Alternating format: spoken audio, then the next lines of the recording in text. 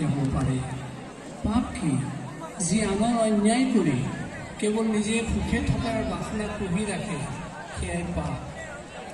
আৰু যেতিয়া সকলোৰে হিত চিন্তাত ব্ৰতী হ'ব, সেয়াই পুণ্য।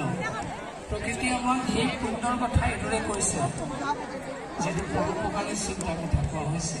পৰোপকাৰায় বহন্তি নদ্যঃ, পৰোপকাৰায় দুধন্তি গাৱঃ, পৰোপকাৰায় ফলন্তি বৃক্ষঃ, পৰোপকাৰায় সূৰ্যমৃতঃ।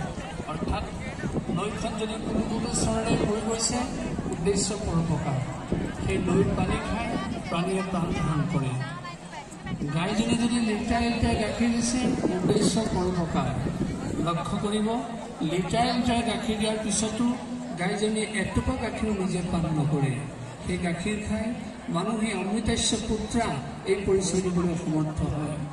ঠিক সেইদৰে গছজোপাই লোমালোমে ফল দিছে, পকা পকা ফল দিছে, তাতো লক্ষ্য কৰিব গছজোপাই এটা ফলো নিজে ভক্ষণ নকৰে। সেই ফল খাই ক্ষুধাৰ্ত প্ৰাণীয়ে প্ৰাণ ৰক্ষা কৰে, স্বাদ অনুভৱ কৰে।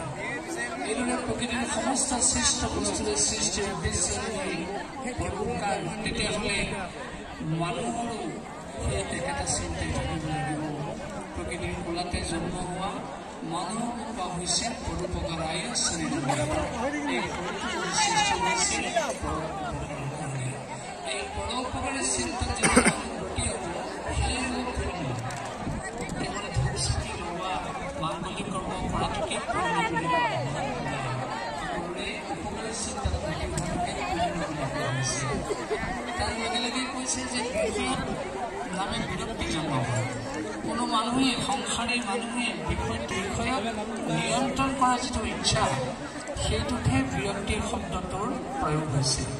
আমি যেতিয়া নিয়ন্ত্ৰণ কৰি বিষয়ৰ মাজেৰে চলিবলৈ চেষ্টা কৰিম, তাৰ পৰা আমি শান্তি অনুভৱ কৰিম।